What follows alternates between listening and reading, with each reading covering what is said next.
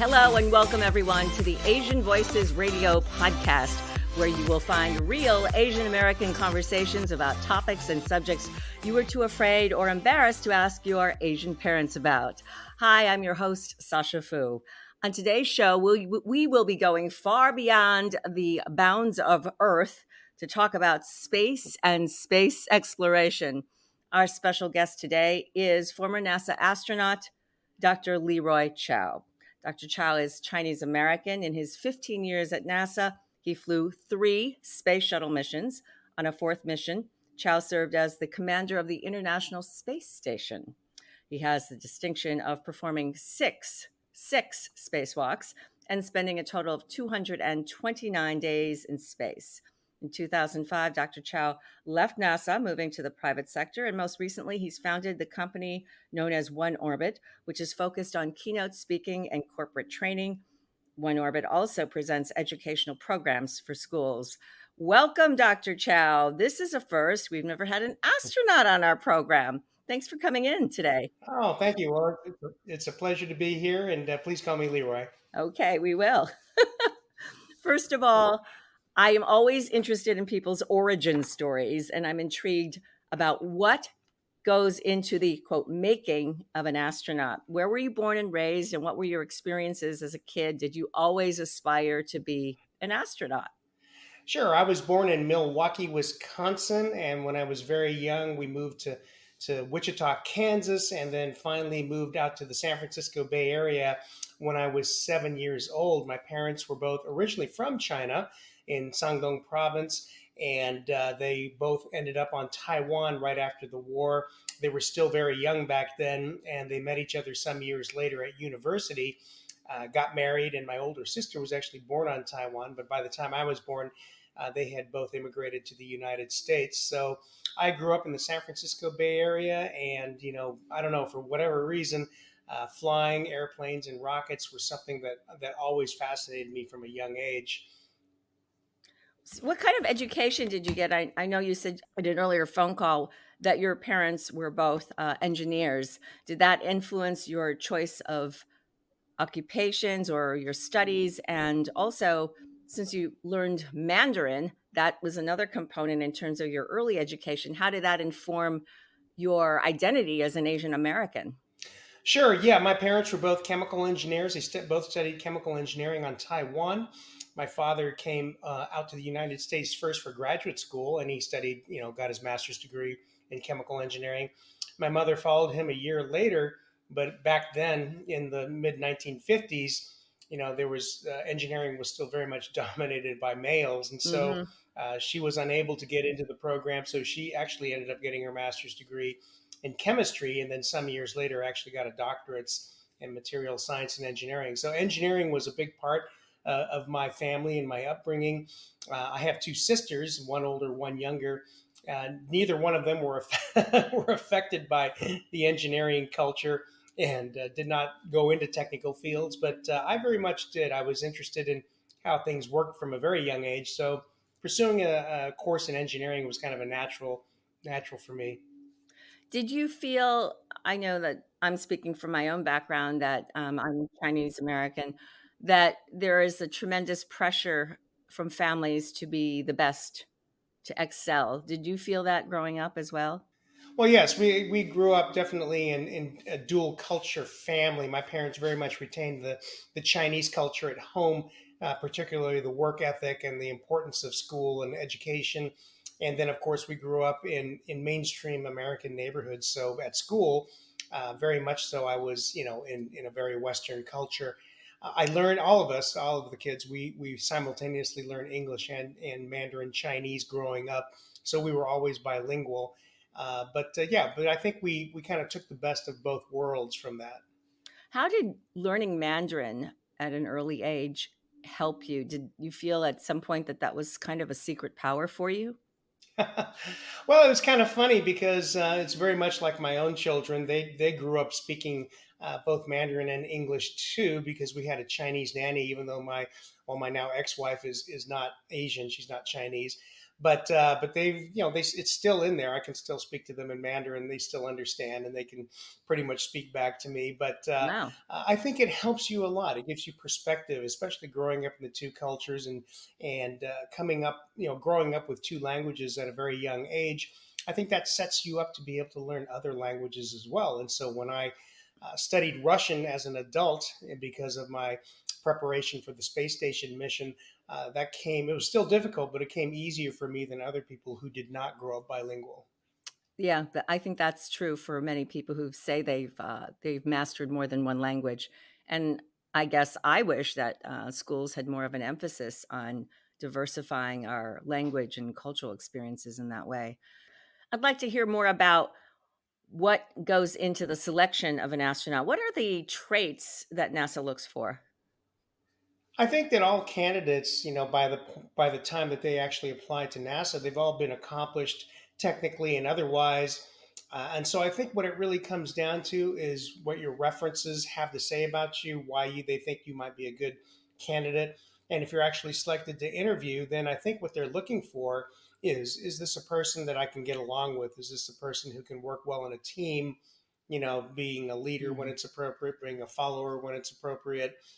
In other words, is this a person I'd like to go on a space mission with? And so most of the board members, the selection board members, are astronauts. And so I think that's the main question they're asking themselves: is this someone I would want to fly with? Pretty good question. I suppose there are people who have annoying personality traits, like the person who won't shut up, stuff like that. Trivial stuff that might seem, um, trivial on Earth. Yeah, well, it's not so trivial when you're putting a team together that's going to be in a small, confined space for a long period of time. So it becomes very important whether this person is a team player and can get along with others and is flexible and willing to do what it takes to get along and get the job done. Leroy, I'm apologizing because this is not a very original question. It's this question I'm sure you get countless times, but really, what is it like to be in space? It's really a fantastic experience. It's hard to imagine or describe completely. It's a bit surreal. You're up there, you're floating. It's a weird feeling, especially the first time. You're dizzy for the first day or so because your balance system is trying to make sense, or your brain is trying to make sense of these signals coming from your balance system. At the same time, the view of the Earth is spectacular. The colors are very bright, and looking through the horizon at the sunlight passing through our atmosphere causes it to glow these beautiful bright shades of blue. So very, very beautiful, wonderful experience, but at the same time quite surreal. Yeah, in addition to obviously the physical spectacle, did you have any of these, I might call it sort of these metaphysical thoughts about what is the meaning of life? What is our relationship to the universe? Thoughts on that line? I think we all do. I don't think anyone flies into space without some pretty serious introspection and thoughts about what it's all about. Why are we here? What does life mean? What else is out there? So very much so. Yes, I think the biggest effect that had on me is to kind of give me a more of a bigger perspective of what things, about life and what it really means. And of course, we don't really know, but it just kind of made me appreciate life a lot more, and it made me stop worrying about small things that really don't matter. I used to be the kind of person that would be irritated if I felt like I'd been overcharged for something or something like that. But I learned to let that all go. It's really not that important. It'd be nice and fanciful to think that you could spend most of your hours on the shuttle looking out the window and gazing at the majesty of the universe, but we know that's not true. There's a lot of work to be done. Can you tell us a little bit about the actual work or tasks that you were assigned to do? Sure. I mean, on any space mission, your day, your schedule is planned down to the minute, and you've got a schedule on a computer that you're trying to stay on. You've got experiments to do. You've got maintenance work to do. Logistics, simple things like finding items for disposal or finding items for the next experiment. You're doing maintenance work, scheduled maintenance, changing filters, changing burned out light bulbs, all kinds of things. Sometimes you get to go do a spacewalk. So that's very exciting. Of course, you're very well trained for that, but it takes a lot of getting all the pieces together, getting the suits prepared, and then going through the process of getting dressed and the procedures for shutting down the station basically, and then getting outside and then reversing that process of getting back inside and reactivating the station. So a lot of work going on. Not all of it is exciting. A lot of it is mundane. Like I said, gathering items for trash, cleaning up, things like that. But you're definitely very busy. What was it like to be on your first spacewalk? I imagine the novelty of that. I know you've trained for that, but still the reality of actually being outside the shuttle or the space station and taking those. Yeah, no, that was really surreal. You know, it was like being in a dream. First time I opened the hatch and went outside and got that face full of the earth through my spacesuit, my helmet. You know, it was like, wow, this is amazing. And of course, you're very well trained, so you know what to do. You're out there for a long time. You're out there. Each spacewalk is planned for about 6.5 hours.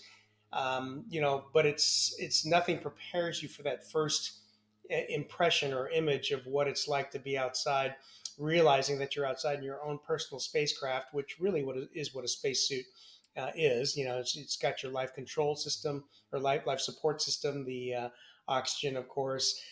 You've got some carbon dioxide scrubbing systems and thermal control to keep you warm enough. But you know, it's kind of weird looking through the back window and you see your buddies inside of the space shuttle who are waving at you, but they're only 3 feet away, but they can do nothing to help you. You're outside with a partner, but you're kind of alone in that you're in your own spacesuit.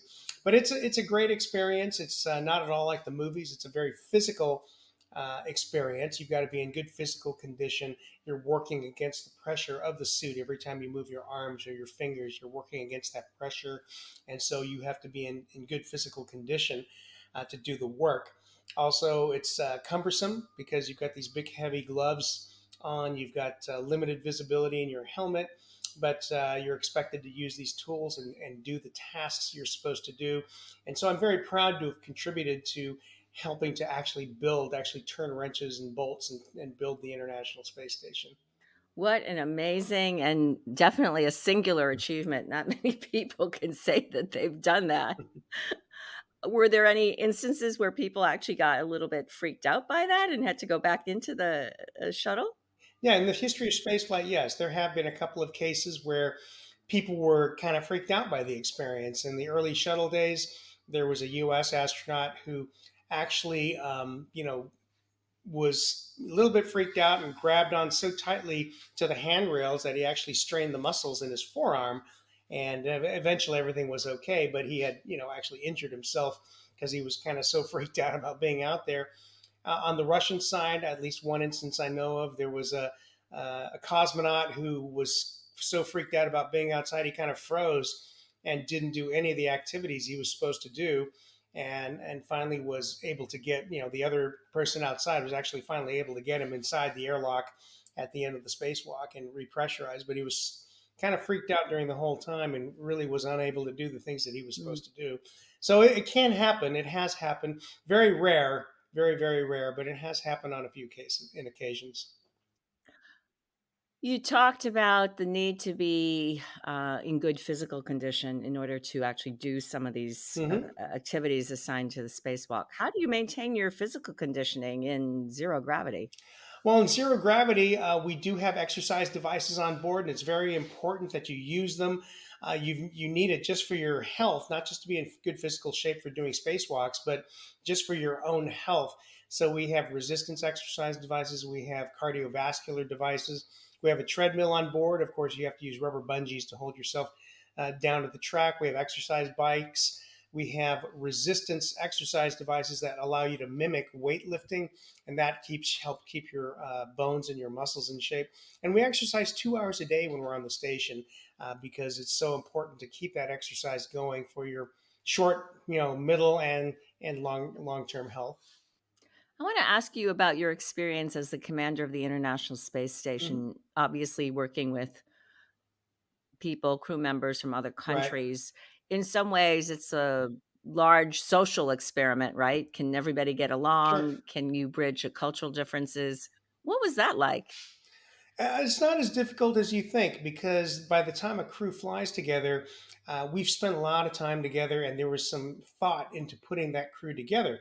In other words, when I was named as commander, I was asked, hey, what do you think these people were thinking of putting on your crew? Are these people that you would definitely would be great or Mm. definitely would no way? I mean, so I had a lot of input into who might be, assigned with me, and that's very important because you're in a small confined space and not everyone can get along with each other. In college, a lot of us have had experiences where maybe we were going to go live in an apartment with our best friend, and then after a few months we weren't best friends anymore, right?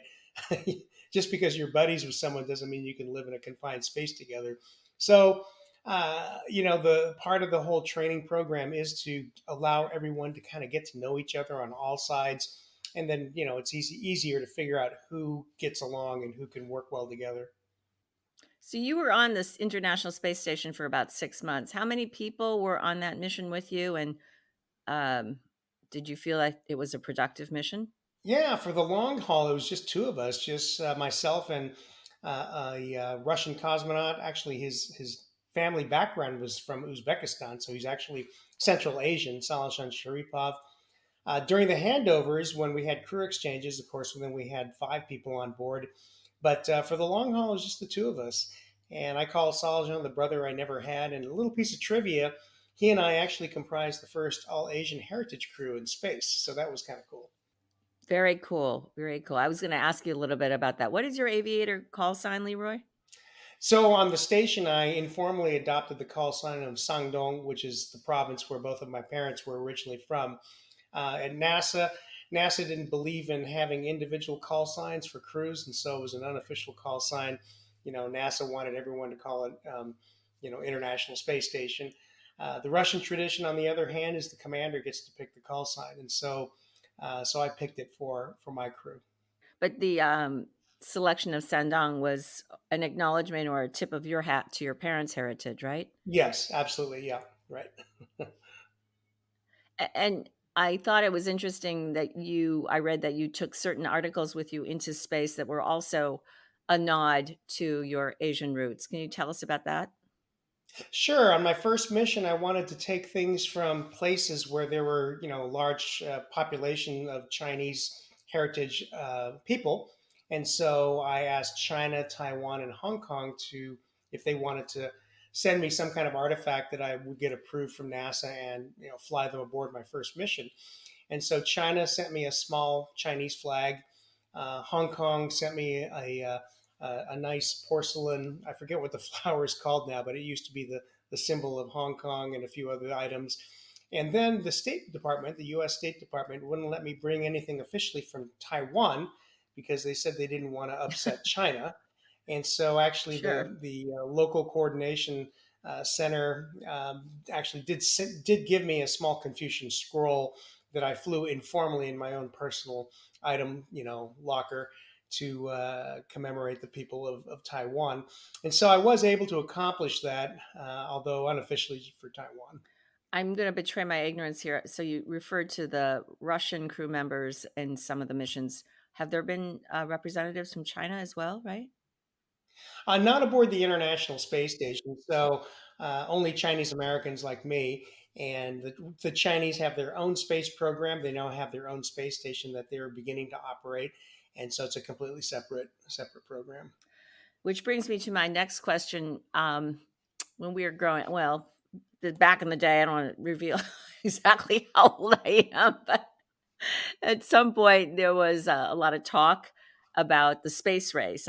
Sure you remember the Sure. Oh rhetoric yeah, about the absolutely. space race, right? Who's going to Yep. be the first? Which country is going to be the first to go to the The moon, moon? right? And Yep. clearly, we excelled at that. But um, is there a competition, a sense of competition, like which country is going to be the first to colonize Mars? And what are your thoughts on that? Yeah, so the 60s were a unique time. I mean, the space race and the race to the moon was kind of a unique situation, pitting the United States against the Soviet Union as, we tried to one up each other and get to the moon. And of course, the United States won that by getting to the moon. The Soviets never actually did get humans to the moon. So is there a space race now? Not really. I mean, there's a lot of cooperation that's been going on for the last several decades, even though that's kind of in question now with the situation in Ukraine, the war in Ukraine, and uncertainty about how much longer Russia is going to cooperate with the United States. Also, China is forging ahead on their own. There used to be a desire on China's part to work internationally with the United States and our other partners, but that is for political reasons on both sides. That has waned, and they are pretty much going their own way, although they're open to other partners. So we'll just kind of have to see how it goes. But the exciting part is the commercial side. And so SpaceX is Mm. very much moving forward with their plans to try to help NASA develop a lander for the moon. But more importantly for SpaceX is the goal of getting people to Mars. And Elon Musk, the founder and CEO of SpaceX, he's always said that he started SpaceX with that goal in mind of getting people to Mars and colonizing Mars. And he said he himself wants to be a colonist on Mars. Yeah, lofty ambitions. In a sense, though, Elon Musk's ambitions and his plans were also a response to the United States government taking a step back from developing more space vehicles, correct? I mean, a lot of Americans, I don't think, even realize that this. Well, NASA, yeah, frankly, like a lot of organizations, either government or commercial, once an organization gets too big, it becomes more bureaucratic, more inefficient. NASA is no longer the agency it was during the Apollo era or even during the shuttle era. And so companies like SpaceX, who can have a relatively flat management structure, basically Elon Musk is in charge. And so they're able to react and work very quickly. And in fact, I'm on an advisory panel for SpaceX, and some of my NASA cohorts who were around during the Apollo era said, you know what? SpaceX reminds them, they said, of the Apollo era of NASA, except that instead of just having all men working, there's a nice mixture of men and women, but it's the same energy, it's the same can-do spirit, and it's exciting to see what they're doing, and I think the first spacecraft to Mars will be SpaceX. Interesting. So, I mean, looking back, do you think it was a mistake for the government, the United States government, to end the shuttle program and sort of uh, cease the development of further space vehicles? Well, I think it was a mistake for the U.S. to end the shuttle program. The shuttle was, there was a lot of life. There were a lot of life left in those vehicles. We could have kept flying them, and I think we should have. They did turn out to have higher risk than we had anticipated, but we were learning a lot and we were mitigating those risks, and we could have kept going. Now we are still continuing to develop the next generation government vehicles. Artemis, the lunar program to put people back on the moon, that is still ongoing, although the funding levels are not what really needs to be in order to support that program to get humans back to the moon sooner rather than later. But that's kind of where we are. The economy being what it is, it's difficult to argue for more funding for space exploration, and that's why I think it's exciting that commercial companies like SpaceX are moving forward with their plans to explore space and to get us to Mars. What are the greatest opportunities for the commercialization of space? I mean, we know obviously there's a very robust market for satellites. What else is out there that we can Mhm. exploit and help our humankind here on Earth? Sure, satellites is the big one, of course, and of all kinds of different satellites, Earth observation satellites for imaging, of all different kinds, including looking at climate, looking at, changes over the years, things like that. Communications, all the telecommunications satellites, imaging for all kinds of different reasons, for agriculture, for military. Frankly, you can buy these images now. Countries can buy these images, high resolution images from these commercial companies that have these constellations that are, frankly, really very good, very high resolution. So that's the big area for commercial. For other areas, Jeff Bezos and Blue Origin, his company, his space company, he has a vision of building infrastructure in space between here and the moon, between the Earth and the moon, called cislunar space. He wants to build factories and colonies in space. Hmm. And so that's obviously not just around the corner, but he's in it for the long haul, and he says, this is generational. It's going to take hundreds of years for this to develop. SpaceX, on the other hand, Elon Musk is interested in getting to Mars quickly. He wants to get his Starship, which is being developed right now and has been making great strides over the last few years. He wants to get that to Mars and get humans on Mars, sooner rather than later. So there's an exciting landscape out there, and hopefully NASA can partner on some of those efforts and be a part of it. But these commercial companies are going with or without NASA. Would you, Leroy, be interested in going to Mars, or are you kind of been there, done that? Not quite to Mars, Well, but yeah, you know what? I would, I would love to go to the moon because that's the program. I was 8 years old when Apollo 11 landed on the moon, so I had this dream about going to the moon. Never did make it there, but if there's an opportunity, I'd like to go to the moon or even to Mars. Because by the time we have a mission to the moon or Mars, my children now, I have twins. I have a boy and a girl, and they're 15, and so by the time a mission like that is mounted, they should be on their way and be adults and be able to take care of themselves. So at that point, I would love to go on one or both of those adventures. wow, it's so exciting. I mean, as a kid, we just thought about these things as being some sort of sci-fi fantasy, but some of these things are now becoming reality. What about this area of space tourism? Yes, yeah, Space yeah. tourism, and you're talking about your kids going Hmm. into space and being able to visit Sure. places like the moon. How far are we from actually having a robust market for Well, I mean, the tourism has started. I mean, the Russians have flown several space flight participants, as we call them, over the years, starting in the early 2000s. Of course, the price tag is huge, right? The current price to go into space, either on a commercial vehicle or on with the Russians, is somewhere between 50 and 75 million for about a week aboard the space station. Now, we have some efforts that companies that are offering quite a lower sum to just spend a few minutes into space, basically go up and touch space. So, Blue Origin, they have their New Shepard spacecraft. Virgin Galactic, Richard Branson's project or company, they have their spacecraft, and for about 250,000 thereabouts, you can go and fly up and touch space, spend about 3 to 5 minutes in weightlessness, and then come back down and get that view of the Earth. Just for a few minutes, though. that's an expensive joyride. Yes. Yes, it is. I don't know. I mean, as thrilling as it sounds, I'm wondering about the cost benefit on that one. Yeah, no, I'm with you. Recently, we heard headlines about Congress having these panels where they're talking about UAVs, the acronym for unidentified aerial Yeah, yeah, the vehicles. UFOs. Yeah, Yeah. Uh-huh. UFOs, unidentified aerial Yep. vehicles. Um, there were some Yep. people who said we saw aircraft or something that appears to be aircraft, but did not seem to be something from our military or any other military on Earth. What are your thoughts on this? Have we been visited by intelligent life from another planet or another universe? No, I don't think we have, and we can get into why I believe that. But no, I think these programs are what they've always been. These unidentified flying objects or aerial vehicles, they've always turned out to be either natural phenomenon or optical illusions or secret military programs. It's always been one or the other, and I don't believe we've been visited by anyone else because I firmly believe there's intelligent life out there in the universe. We're not the only ones, but the universe is so vast. I think we're so spread out, we'll never, ever, ever find each other. Well, we're going to have to wrap up, Dr. Chow. So, very briefly, what is OneOrbit, the company you founded?